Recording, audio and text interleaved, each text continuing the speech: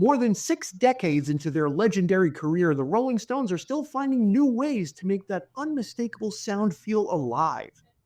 But does Foreign Tongues stand alongside the band's classic work?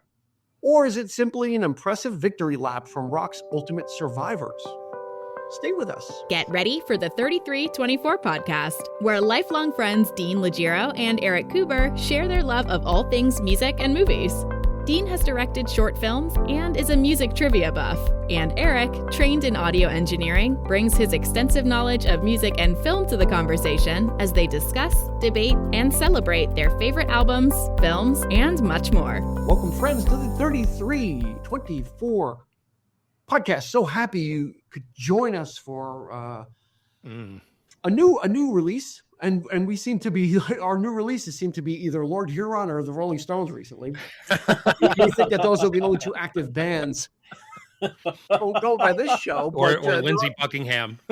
Yeah, there are other artists out there, but these are intriguing ones. So if it's your first time, welcome aboard. I guess you're checking us out if you're a Rolling Stones fan. So we've got a couple other episodes. We did Hackney Diamonds, and we've got Tattoo You, and there's plenty of other ones.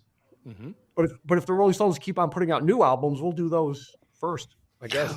You know what? Yeah, absolutely. Yeah. See, the easiest way to do it is go forward if they're still doing it. We're gonna have one ask in your podcast app or platform, whatever you're using. There's a little follow button. Just go ahead and while we're talking right now, go ahead and find it and tap it.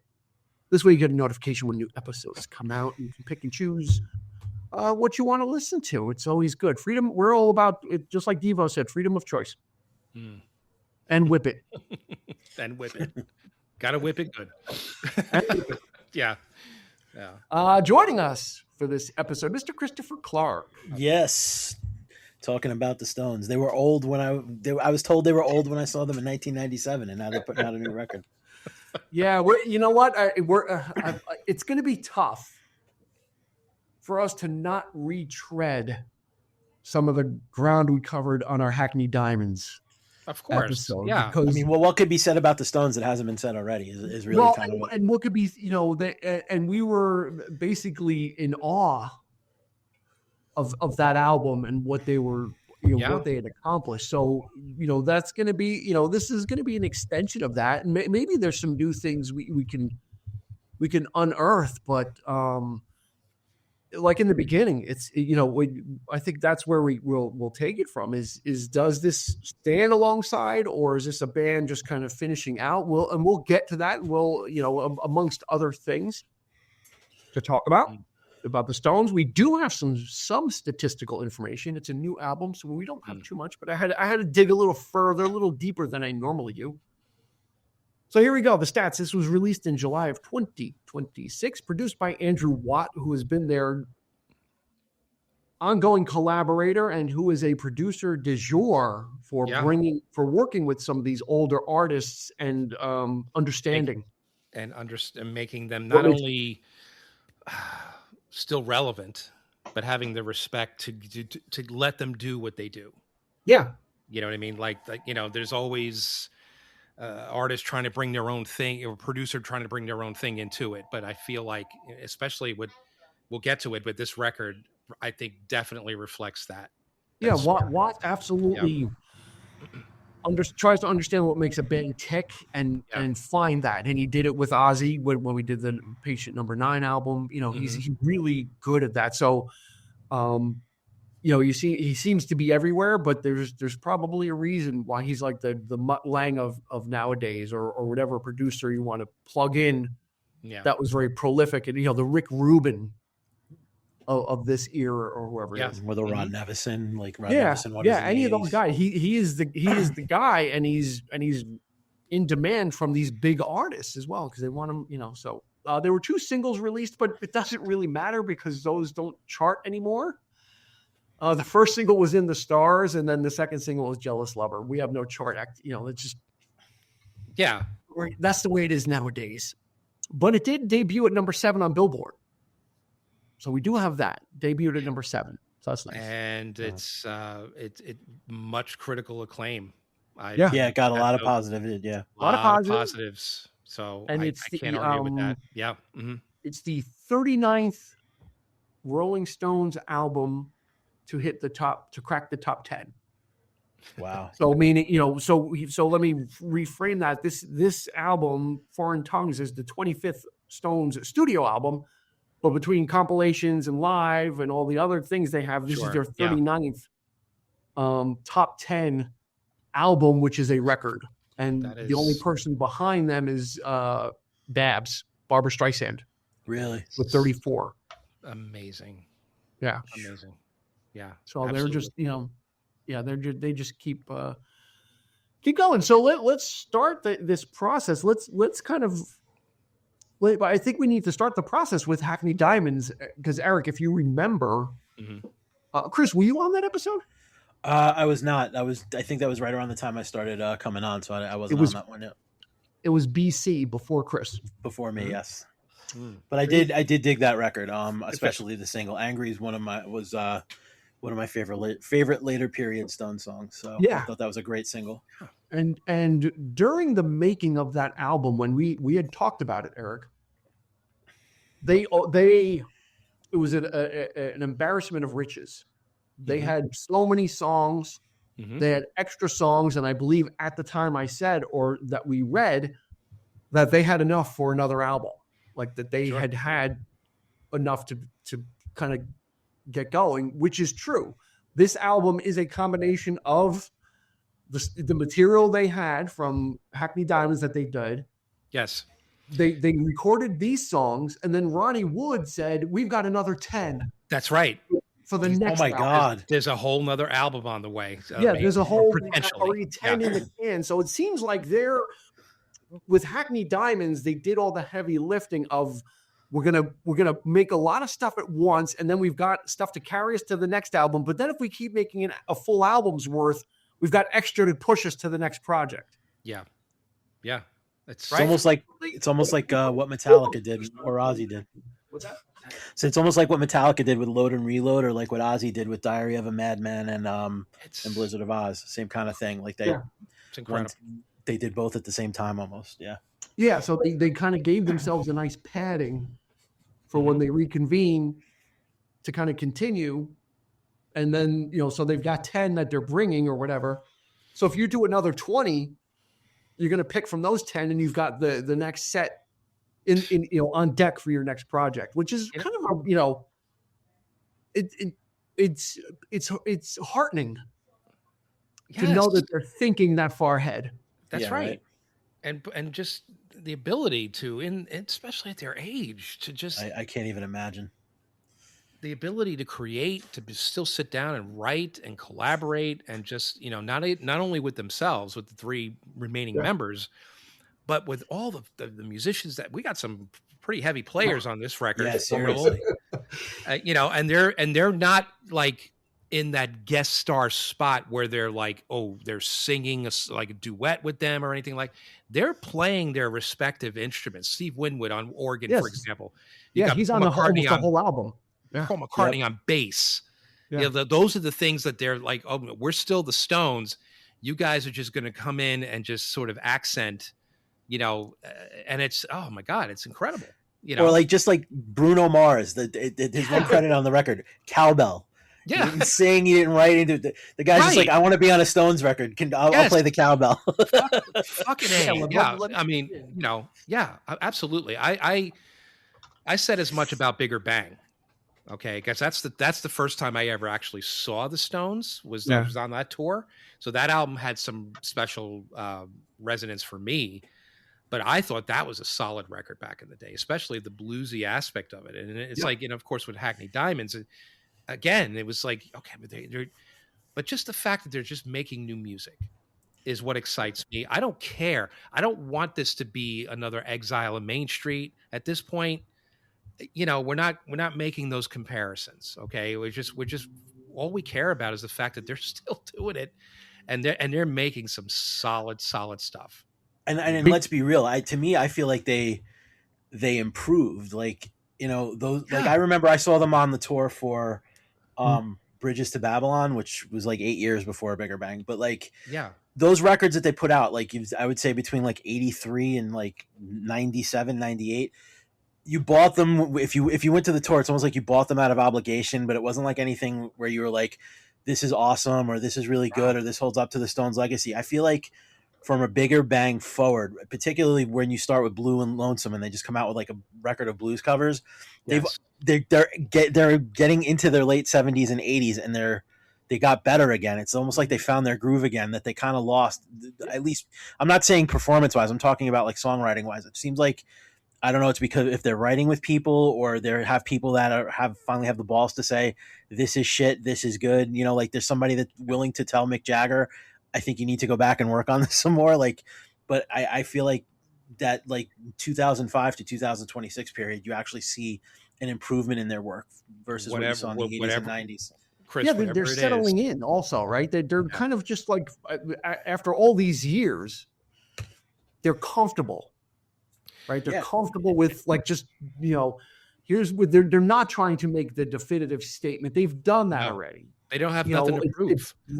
Let's enjoy our company. Let's enjoy making music. We've got Andrew Watt with us, so he's making it fun for us, and we're accomplishing what we want. And like we said for Hackney, they're not trying to reinvent the wheel and come up with a new sound. They're actually leaning into what the Stones are, and they're delivering it in a high quality package. That's right. That's right. So that's really what the secret sauce is here. Is all this stuff. It sounds familiar, but only because it sounds like the Rolling Stones. Very well said. Yeah. And absolutely. Yep. Mm-hmm. And there are elements from like every era of the band in what they're doing. Like as I was listening to the record, I don't know if it's just because it's the Stones and it's how I think. There were times where I was listening to it going, this is like, you know, when they did Girl with Faraway Eyes on Some Girls, or this is like when they did, you know, this is their Jimmy Miller and, you know, Exile on Main Street moment. Like it was like paying homage to their past and like taking the best elements of what came from every era of the band and kind of putting it into this package, because this is, you know, kind of looking back on everything they've done and you know, paying homage to what they did while still putting out something fresh. Yeah. That's how I listen. Yeah. And here's the key is it still has the fire. It absolutely does. Mick Jagger is spitting fire. He is as vibrant. And I looked it up. There he does get and some of the really big Rolling Stones fans commented that, you know, there is some auto tune or pitch correction being used, but they said it's much less intrusive than on the last album, which I didn't really notice. But I didn't notice it either. We'll take that for what it is. That pitch correcting and auto tune does not compensate for vocal velocity and power and passion, and that's what Mick Jagger is bringing to these vocals, is an energy. You know, these do not sound like and it's important that Mick is in good voice, because, you know, if he sounds tired, you know, everybody could be doing their level best behind him, and it's going to be like, yeah, but Mick is, you know, he's not up to it. Like, oh, everything sounds great. Mick is up to the challenge, you know, and which again is just so exciting about listening to this, because you just hear the excitement, and that's what connects it to their other stuff and makes it timeless, because they are eliminating like the conception of what an 83-year-old would sing like or sound like. You know, like Neil Young is getting on in age, and his, you know, his style and whatever is reflecting it. And McCartney, you know, is kind of, you know, his voice ain't what it was, but for some reason, you know, the energy that the Stones generate, and Mick is as much a part of that.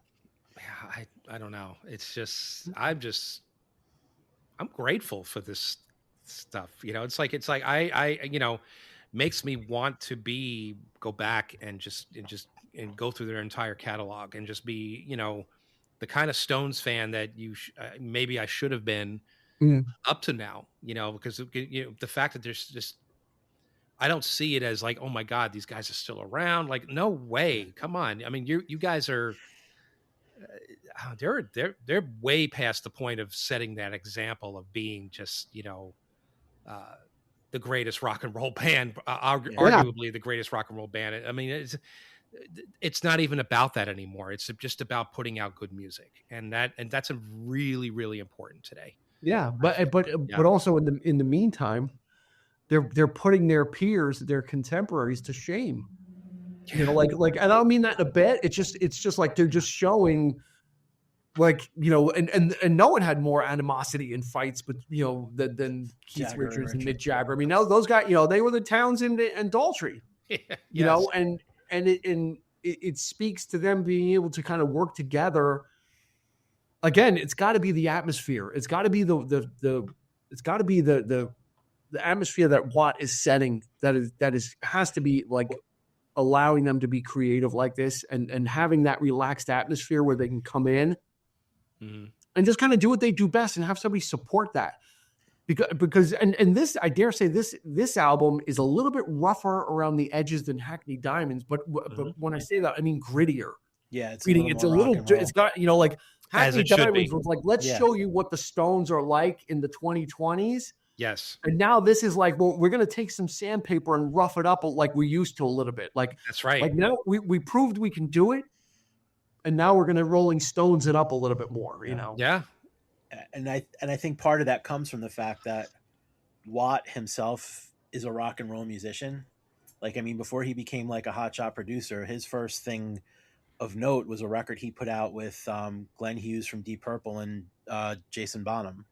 Like, so he has that in him. It's like, it's not like he's like the producer of the hour who's like just like a pop producer that produced like all these like pop bands. This is a guy who knows what rock and roll is, and knows what the Stones should sound like, and knows the contemporaries that would fit bad. You know, like he has a sense of it, and I think that's and like Rick Rubin's was able to bring that out of like a Johnny Cash or like, you know, the Cult or one of those. I think Watt has that ability.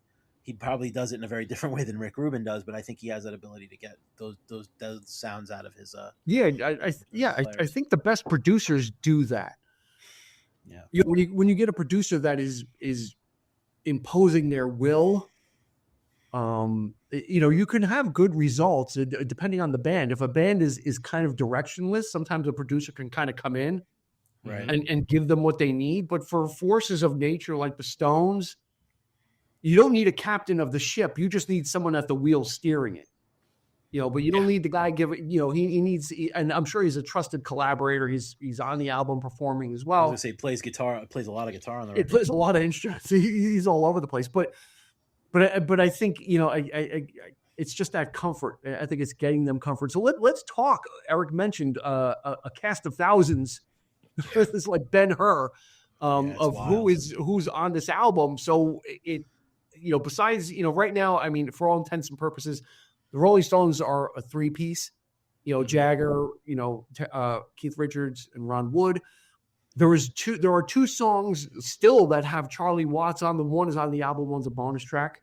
Yes. Mm-hmm. Bill Wyman does not appear. He did appear on one track on Hackney Diamonds, but he is not. I didn't realize that. Yeah, wow. Yeah, there was one. I think they had one track with him that they had hanging around. So then we move into, you know, like Steve Jordan, who's like the de facto drummer. I did get a little nervous on the very first song because those drums came in hot. Mm-hmm. They're like doom doom, and I'm like, that's not Charlie Watts style drumming. No, because you need to still. It scared me. I'm like, oh shit. Mm-hmm. Because you need, if you're going to do the Rolling Stones, someone's got to understand that Charlie Watt. You're not just replacing a drummer, you're replacing a style. Yeah, you and are replacing a feel. And Charlie was as much as important to that sound. And although no one can replicate him, you've got to come close or be in the spirit. Right. So Steve Jordan, Darryl Jones on bass, who's you know, toured with the Stones as well. So he's kind of a regular. You've got Ben Montench, you know, from Tom Petty. He's on 3 songs. Steve Winwood is on like 1, 2, 3, 4, 5, 6, like 7 songs, 8 songs. So he's almost throughout the whole thing. Robert Smith from The Cure. That one blew my mind. Is on 3 songs. Like Chris said, Bruno Mars, said, you know what? If I could just hit a cowbell on one song, I'll be happy. So I got a fever. Bruno Mars is on Never Want to Lose You on cowbell. Paul McCartney plays bass on Covered in You. And Chad Smith from Red Hot Chili Peppers is on the final song, Beautiful Concert Delilah. Bass drum. drum. Concert, yes. Okay. You can't get any more specific than that. Yeah, Again, I stand corrected. I'm on a fucking Stones album. That's all he needs. That's really what that's part of his wanted. resume. Yeah, man. Yeah, same thing with Bruno Mars. It's like, I'm on a rolling. I work with, I don't just do soul style music and dance kind of stuff and up-tempo. It's on the Stones album. Held the cowbell. I think we got to give special. She's only on one song, but Narai Jacobs on which is one of my favorite songs on the album, Mr. Charm. Yeah. Call me Mr. Charm, Mr. Charm, Mr. Charm. It reminds me of She's So Cold. I actually wrote that down, Dean. That's one of the things I wrote down. You did? Yeah, I absolutely did. Yeah. Yeah. Her vocal work is reminiscent of Give Me Shelter, like the vocal stylings on that. Yeah. Yep. Because she's in the back and she's got the same vocal timbre or timbre, whatever you want to call it. Yeah. But she's only on one song, and I'm like, oh my God. I'm like, that is again, they're echoing, they're not overdoing. They're putting it in a great thing. And that's on Mr. Charm. I'm like, I heard that. I'm like, oh, there it is. There's always one song that I fall in love with on an album, and it was Mr. Charm. I absolutely fell for it. So yeah, it's slotting in those people. I would have liked to see more of her, but one song kind of, she leaves me wanting more. I was like, and it's just like a rave up. And we may get it. Who knows? I didn't look at the I just put this album on. I don't look at the tracks because I'm like, what difference does it make? And then a song comes on, and I'm like, I'm listening. I'm like, wait, is this Amy Winehouse? Yeah. And they covered You Know I'm No Good. Yeah. And I had the biggest smile on my face. I'm like, because they did it, they did it respectfully to Amy Winehouse. Yeah. But they put their own dirt on it with the harmonica. It was like the perfect song for the Stones to cover, because Mick has that, he brings that cocky, it's got that cocky attitude.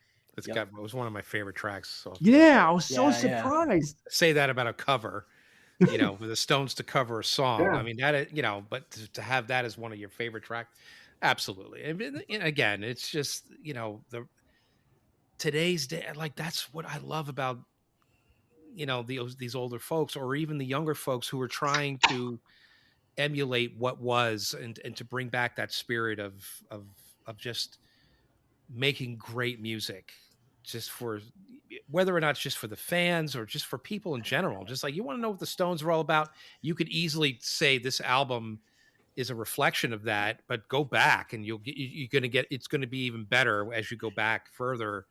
But this album, you could start here. You could say, I mean, it's to me, it's that good. Yeah. Of material. It's just that solid. Just say, yeah, this is the Stones. There's no denying it. And it's fantastic. I think we said it with Hackney Diamonds, and we'll say it with this one. Oh man, I think I like this one. We're not making any better. you don't have to make any excuses for this album. No, you don't have to. You don't have to grade it on a curve. You don't have to be like, well, taking into consideration. It's like, no, if you want to grade this against Tattoo You, or you want to grade it against Steel Wheels, or you want to grade it against almost anything else. Yeah. And say this is the same band. You can make a strong case for that, Chris, right? No, I think you can. I'm saying, I don't know if it is on the level of the Jimmy Miller era, those 5 or 6 records. Nothing's ever going to be. It's a great record. It absolutely is. Yeah, 100%. Consistency is what I mean. Yeah, it's not it's not Exile on Main Street, but. Yeah. But it fits that. It fits but in you know that going in, exactly. Yeah, it fits in with their canon, and you don't have to blink, and you don't have to say, well, this is when they were doing that. You don't have to asterisk. Right. Hackney Diamonds with this. You add the maybe. It's not a record that you're going to put on and go, what is this shit? Why are they doing this? It's got none of that. And there's a lot of artists right now that are just putting out records. I feel like I don't know why, because you're not going to make any money out of it. I guess just to still feel relevant. Like a lot of artists now, they put out albums after 30 or 40 years, and it's like, why do this? Because you could just go out and be a jukebox band, and this isn't doing your legacy justice. This record you genuinely does your legacy justice. Okay, you brought this up, so we're going to go there. I have this written down. No, it's an important conversation because we've talked about this person before, but now there's new information. Okay, we've talked about Billy Joel. Yes. And we've talked about why Billy Joel doesn't record anymore. Mm-hmm. And in past interviews, he had said, I really don't have anything to say. And said all that needs to be said. Yeah, exactly. He just recently did an interview like last week. He came out with Rick Beato. That was a great interview. Great interview. Phenomenal. And he kind of, not to be corny, but he kind of changed his tune a little bit, or he put some extra info, which does change it, where he's like, I don't record anymore because I don't want to ruin my legacy. Mm-hmm. Right? Mm-hmm. He's kind of like, I want to protect my legacy. Which at this point, fair enough, because okay. So then how do you explain these guys? You get what I'm saying? Like, and how do you explain McCartney? Right? I mean, McCartney's put out albums and whether they were good, like he's put out albums consistently, and he's still plugging away, and he's not looking for the next band on the run. Right? He's just continuing to make music because that's what he does. Okay. Right.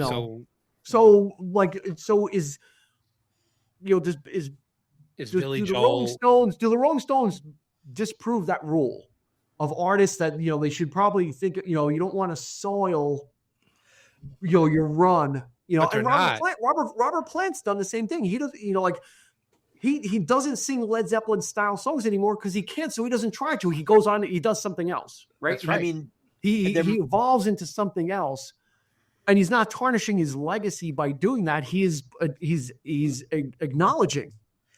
Well, right? He's not trying to be a jukebox. I mean, I think with Billy Joel, I think what happened to a certain extent is that I don't think Billy Joel really got a truly shit review. Or like had never really had, not since like I want to say like Turnstiles did he really have the fans say this is good, this is bad. I think even though River of Dreams sold like 5 million copies, I think that was the first time in a long time where he got a little bit of like fans going nah, like it didn't blow up, and he didn't get all these accolades like he did with all the records previous. And I think to a certain extent it might have scared him a little bit, and like I think he's much more sensitive to how people react to his music, whereas the Stones are like, let's just go out and let it rip, and damn the torpedoes, and they were like pirates. And I think Billy Joel is a little bit more. There was a certain level of insecurity to his exactly. There's nobody more self-deprecating than himself. Even in the Beato episode, like he's like, I didn't think that Just the Way You Are was a good song. And he's like, "What do you?" And it was Linda Ronstadt that pointed out, "What are you, crazy? This is an amazing song!" Like, and it became so. Yeah, you're absolutely right, Chris. I mean, it's like I think there's a lot of insecurity there. Right. I'll be honest with you, River of Dreams. I don't know how you guys feel. I think my wife and I love. That's one of our favorite Billy Joel records. Yeah. I think that's an amazing album. Yeah, and it's aged better. It's aged like fine wine, and. Yeah. And that's what the Stones and McCartney are doing, is they're not worrying about what's happening right away with it. It's like and especially nowadays you can't worry about sales because it's different now. It's irrelevant. Yeah, it's almost irrelevant. So, to kind of say I want to protect my legacy is kind of a weird thing, especially so early on. I mean, he stopped when he was pretty young. Yeah. And like Eric says, there's got to be some type of an ego bruising or fear. Mm-hmm. But I also find it hard that a guy that prolific can just turn the faucet off. I think part of it too with him is if you read anything about not just so much like a little bit of fan backlash and a little bit of critical backlash with that last record. I also know that if you read anything or you watch the documentary that HBO did, that record was a hard record to make. Yeah. And I wonder if there's a certain element of, I have everything I need. I could go out and tour and play my stuff and do what I want to do. Do I really need to put myself through this shit anymore? I think there's that's part, I think it's the psychological and the insecurity thing, but I also think it's just, I think he was very hard on himself. And I think the process of that record, I mean, he recorded a whole bunch of stuff in a boathouse, and then he went out and, he got another producer in and changing musicians and studio musicians. I think the stress of that record, I think also probably had something to do with it as well. I think I really need to put myself through this anymore. Yeah, I think we missed out, because I think I agree. If you take Absolutely. the McCartney and the Stones position of just keep making, and let's maybe put it this way: are the Stones like exempt from are the Stones exempt from that just because of they're the Rolling Stones? I think so. We're not holding like the like we're pleasantly surprised. So like our expectations were kind of low because they had gone dormant. The album before this was blue, right? It was Black and Blue or whatever it was, Blue Lonesome, which is a great album. But it was kind of like people were like, all right. And then before that was 2005. So I'm not saying that the Stones were so prolific in the last 20 years. And I mean, and let's be honest, between 1989 and 2005, are you really making, like, when you say I'm going to listen to the Stones, does anybody say I'm going to pop on Steel Wheels or I'm going to pop on Voodoo Lounge or Bridges to Babylon? Harlem Shuffle, absolutely. Really? I'll listen to that all day. See, but that's the thing. I feel like I've listened to those records once or twice, and I'm never going back to them. There's stuff on this that there are legitimately some bad albums that they've made. Yeah, absolutely, 100%. But you got to go through that, though, right? I mean, that's the point. Is you just keep soldiering through that, right? You just kind of keep creating, and I guess like Billy Joel was in a fragile mental state when it comes to that he's too worried about the expectations I have to do it. I had so many hit records in a row and won so many Grammys that anything less, the bar he set for himself was so high. Whereas the Stones are just like, drunk, drugged on heroin, straight, whatever. We're going to just keep, we'll fighting, fist fighting, whatever. We'll just keep making stuff. And if it's shit, okay, well, everybody will forget about it, right? And we'll just move on. And they'll be excited because we're the Rolling Stones. They'll be excited for the next one, which is kind of true. I think they have that built in. They almost have a built-in immunity where they're going to get a pass because they've had misses, right? So the bar isn't set as high anymore. And I almost wonder if there's a certain element of like, and again, my family is, whenever the Stones come up, we're always of the belief like, if the Stones stopped making records after Exile on Main Street, their legacy was locked in because everything that from Exile back is like, maybe the exception of Satanic Majesty's Request, is all legendary shit, right? Mm-hmm. So really the reality is like, if they put out a crap album, are people really going to stop going to see the Stones? Are people really going to stop listening to those Stones records? Like, to that, like in some level, to me, it's almost like they've got, like you say, there's nothing to lose. It's not going to do anything to tarnish the fact that they recorded some of the most important rock and roll that ever was committed to tape, regardless of what they record. And they don't give a shit. Whereas Billy Joel or some of these other artists might feel like, I can't live with the fact that somebody's going to say, wow, that album really blew. I don't think it didn't the Stones really well. Right. Or I don't think that to the Stones, it doesn't matter. It's like, let's just go out and make some rock and roll. And if it's great, it's great. And if it's not so great, maybe it'll be better the next time. Like because again, by 1972, their legacy was cemented no matter what they did. It was always going to be, they had their place in music history. Absolutely. But you can still go down in flames afterwards. I mean, there are things you can do to, either personally or professionally to but I'm saying professionally, personally aside, but they could always take a stage and bang out some great rock and roll live, even if their record was a dog, And so I think that worked in their favor for that and for this album. And it proves Hackney Diamonds wasn't like a one-off surprise. I was like, oh my God, this is an amazing album. Sail off into the sunset, and we're like, no, there's more, and we can continue to do this because we enjoy it. And again, just like their legacy was cemented, but now they're polishing the apple with these albums. Like they're right. They're just kind of like, they're if anything, they're adding to the legacy because they're just proving how resilient they are and how almost immune to trends, the musical trends. The musical landscape is a mess right now as far as like what is popular, what is music anyway. And rock and roll isn't one of those things that's at the forefront right now. No, and they just keep pounding on, Eric. Or blues, for that matter. I mean, if you look at it from that standpoint too, the Stones are also trying to keep that alive, that flame going. 100%. And they feel like there's no doubt in my mind that they and others like them consider that the most important music in history. Like, it's like, so that they're, to keep that spirit alive, is especially in today's day and age is very difficult.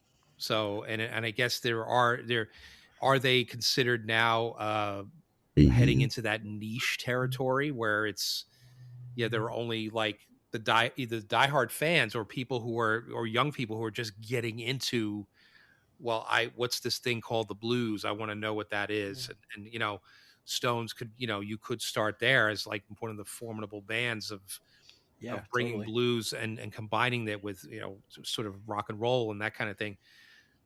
There's no finer example of that, and I don't know whether or not nowadays they think that's still important.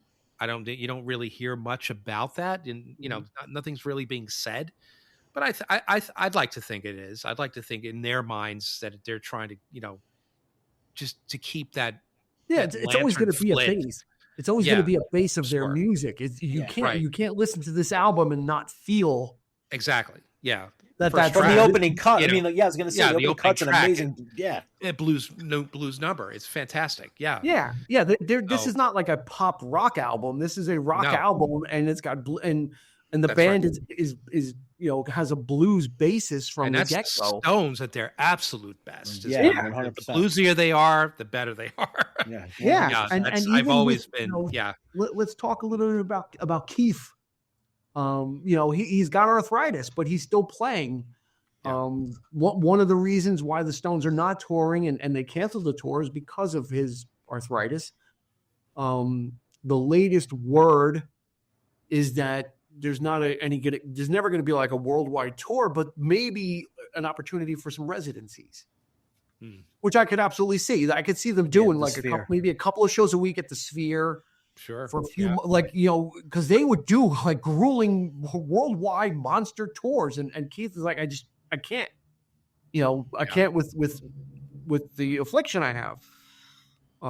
So the willingness is there. So in the absence of that, if they keep making records and keep busy that way, that's a fair trade-off. And so speaking of Keith, he gets one cut per album.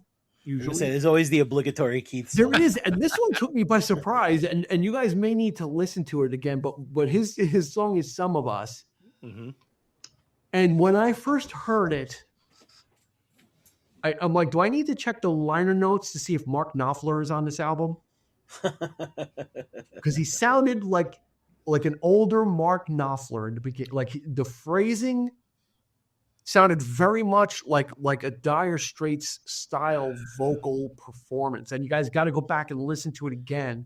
I could see.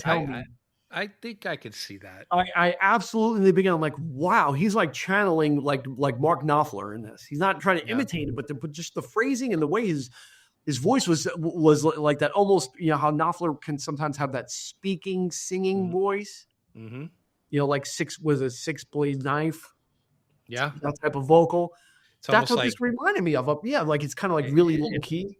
It's almost like poetry. Like again, it's the cadence. It is the way the words are spoken and slightly sung in that. And that's what this reminded me of. Until the end. At the end, it gets big. When you get to the chorus. But in the beginning, I was like, I had to do a double take. I'm like, this album was really surprising me. In challenging me in good ways. Like it was kind of like, absolutely. There's always something around the corner that was kind of like boom, and just when I thought I got my fix with Mr. Charm, then I get an Amy Winehouse cover. Then I get a Keith song that sounds like it's channeling Dire Straits, and there was just it was like one hit after another. So you go on YouTube Music and you listen to this album. Every track is there's a video attached to it. Yeah. Yep.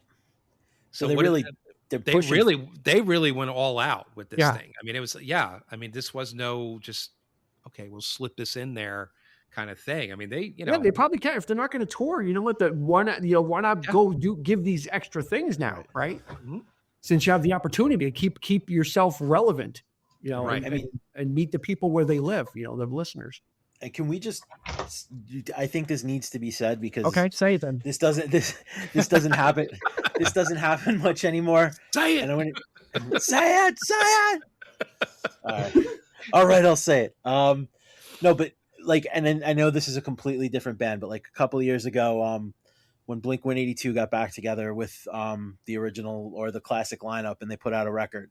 Yeah, I remember my brother looking at the line, and Blink, they were one of his favorite bands growing up, looking at the liner notes and being disappointed that the record had so many outside riders. Mm. This record is still, by and large, Mick and Keith with help from one or two cats. And it's for the majority of the record, it's just the two of them. The fact that they could still write quality stuff and stuff that people are excited about well into their 80s and not need to use the army of songwriters that you see people use in the modern age, I really think needs that in and of itself.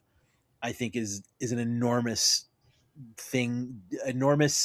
element to really heap praise on the band for, that they really didn't change the way they do things, and they still put out a really great rock and roll record. I think that's important to know that it's still coming from Jagger and Richards. Let me put it to you this way. And this is probably the easiest way to frame that statement or validate that statement. The Rolling Stones were formed in 1962. Yep. So Keith and Mick have been doing this for 64 years. Yeah. Some bananas. Yeah, they've been co-workers for 64 years. Yeah. So if nobody knows their process, nobody knows it better than them. So I think at this point, they know. And two songs they've got Watt co-writing, and then two songs they have this guy Matt Clifford. But they're not; those songs aren't written by them. They're co-writers. Every song is a Jagger Richards composition with some extra co-writers, right? So like you said, they're not except for the cover of Chuck Berry, which of course they're going to right, which they've been doing since 1962. Exactly. So. That song was 5 years old when they first got together. Right. Maybe even less. So it amazes me after all these years that the Keith Richards survived making Hail Hail Rock and Roll with Chuck Berry and all the argument. I love that movie. I love the you see, but man, he still has such a reverence for it, Yeah. I mean, and that just shows you right there that these guys are the standard bearers of rock and roll. They are literally the last group standing. Although I think Daltrey and Townsend, they keep they're on again, off again. They're not though. I mean, they haven't really put out, but they're not making new music. Yeah. They're not. They're not quite the same. Go ahead, Chris. Go. Yeah, I was gonna say, I feel like to a degree they've tarnished their legacy in recent years. Yes, they have. Absolutely, they have. I've said that about 10 years when they said that the 82 was supposed to be their farewell. I've been saying that for decades. Why are they still?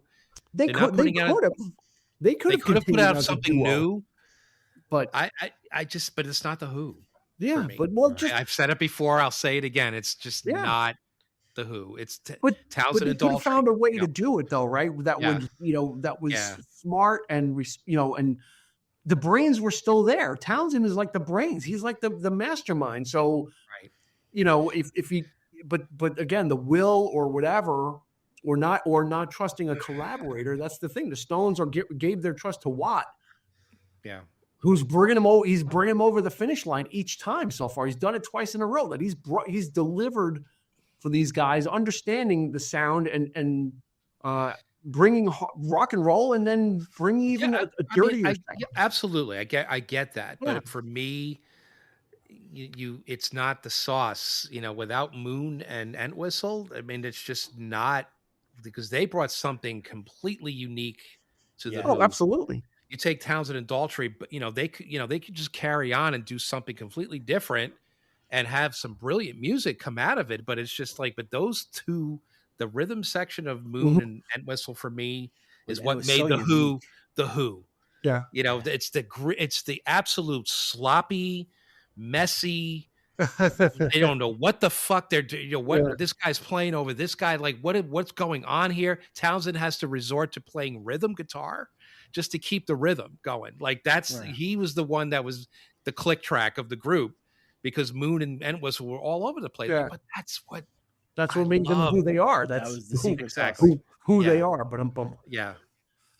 Oh boy. All right. Well, I mean, I think we've kind of really done a number on this one. It's safe to say, and there are some reviews that weren't as glowing. Of course, there always will be. Yeah. There was one. Let's see.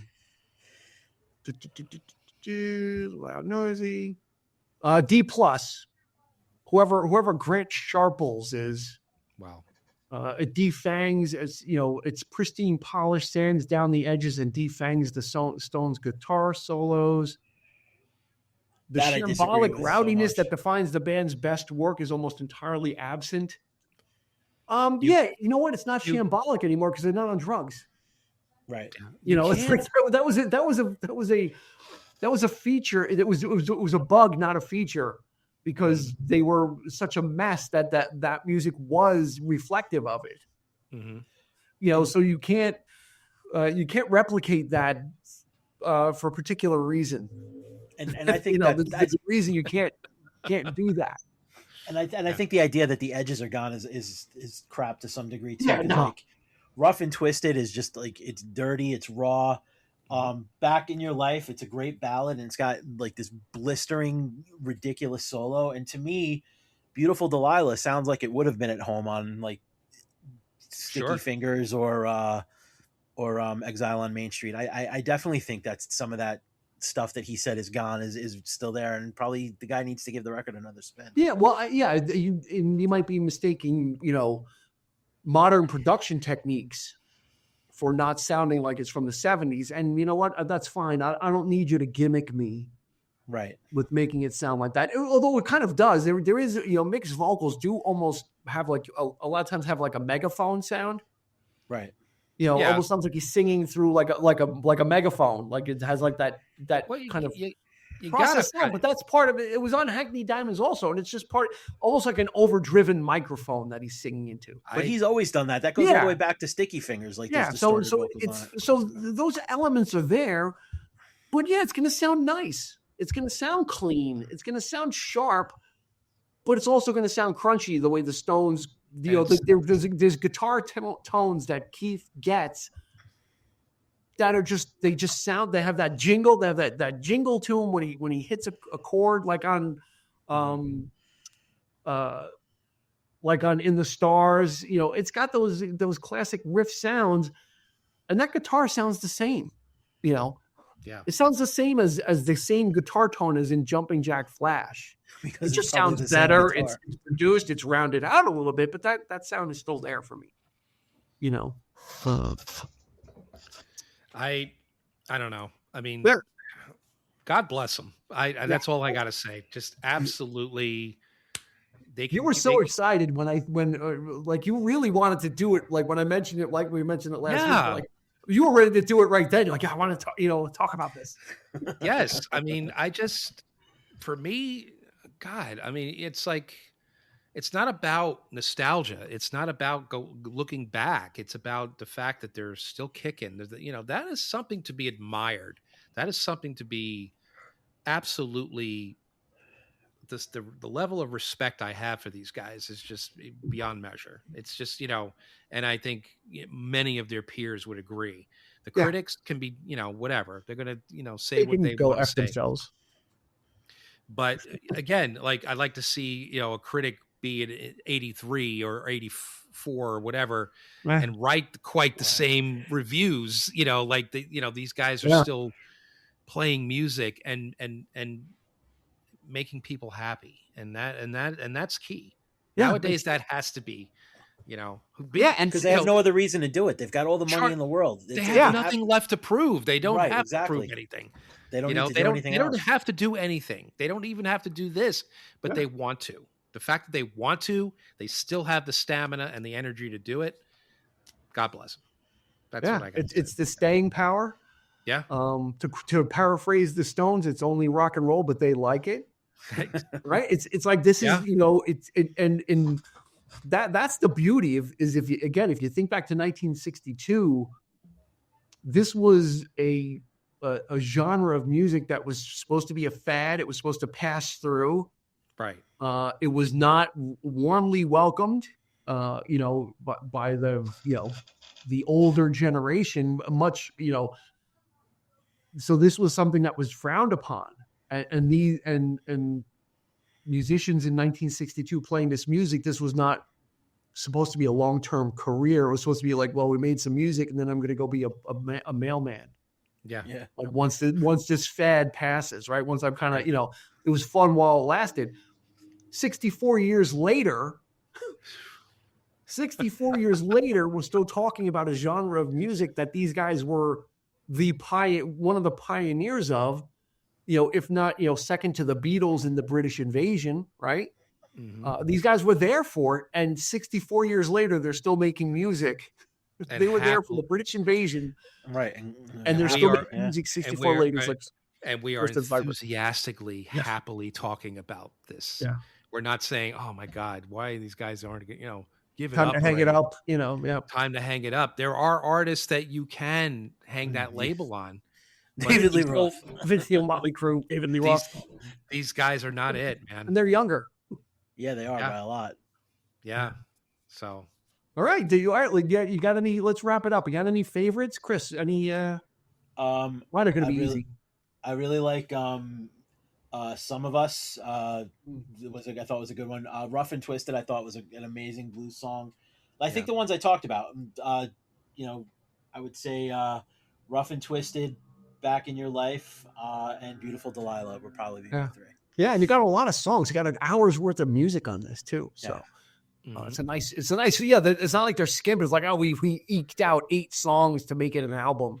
No. It's like, I was like, how long? Like listening, I'm like, how long is this album? Yeah. Like, wow, there's like still like 8 more songs to go. Eric, what do you got? I'm going to probably echo a lot of what Chris said, a lot of what you're probably going to pick. I mean, to me, it's a solid record. I need to listen to it again and again. I didn't get a chance to listen to it multiple times, but Rough and Twisted, that really got me. But I love the cover, the Amy Winehouse cover. Yeah, it is a good cover. But I can't really say. It's too new. It's too. Okay. I need to dive into it more. I could probably answer this question better, maybe in a future episode. I'll throw it out there as but he'll give us an addendum. Exactly. Oh, by the way, but it's just to me, A+. It's a solid record for me. The effort, I can't say enough about it. All right, I'm gonna go with In the Stars, Mr. Charm. Of course, I'm no good, and Some of Us and Side Effects is another good one. Those are, again, like Eric said, there's not really, you're not going to go wrong picking anything because there's really not. This is an album that, except for like Some of Us, it doesn't really slow down. I don't. Maybe the thing to say is that it's not necessarily a cherry pick out type of album. It's just listen to it, put the whole thing on. Yeah, it blazes through. Yep, exactly. Yeah, this one starts and doesn't stop. And I also think it's one of those records that what's going to grab you will depend on your mood and like what era of and what part of the Stones are you looking for? Because like, are you looking for like that Some Girls Emotional Rescue era? Are you looking for the era from the early 70s? Like, I think there's elements of all of that. So I really think it depends on where you are mentally in your love of the Stones, where you're going to. Yeah. Mr. Charm, Mr. Charm, Mr. Charm. I love it. I love it. Okay, that's gonna do it. It's available on all the streamers, and I'm sure it's on LP, which stands for long play, which is an album. It's probably on CD as well. CD sales have eclipsed vinyl for the first time in a few years. CDs are coming back now. Interesting. Yeah. So they're up. My nieces are really into buying CDs now. Yeah, cassettes are notching up sales again as well. So, it's only right that now, like, you're buying a Rolling Stones album, but it's new and it came out in 2026. But it's new, and you get a record. Hey, we got that Dark Side of the Moon cassette player. Did you see I just saw that. $200. Like $200. You get the album player, on cassette, and you get the disc. It's a Dark Side of the Moon cassette player, which it's got the artwork on it. Yeah, and then you get the cassette, a special edition cassette of Dark Side of the Moon for $200. They did a turntable like that too. Crazy. It's coming by. People are, you know what? If that is what hooks in new listeners, yeah, for sure. Do it. Yeah, amen. Do it. Got to find some way. If that's the entry point, that's I'll take it. But we were there. That's right. I've got like 3 Walkmans here. 2 are busted and one works. Got to keep buying them at yard sales, but they are always broken. So anyway, that's going to do it for this episode of the 3324 podcast. Chris Clark, thank you so much. Another one. Thank you. Another one for the record books. That's a good one. Yeah, check this album out. Like I said, it's on all the streamers. Rock and roll. I can't even say rock and roll 101 because we're so far past it. It's like rock and roll like 10,001 because they've been doing it so long and they're still educating us, and they still have cards up their sleeve that have yet to be revealed. So we look forward to, and they've promised us another one. So you can better believe that in another 2 years, when that album comes out, we'll be doing whatever the next album is. So sure. Check this out. As you can see, we were gushing.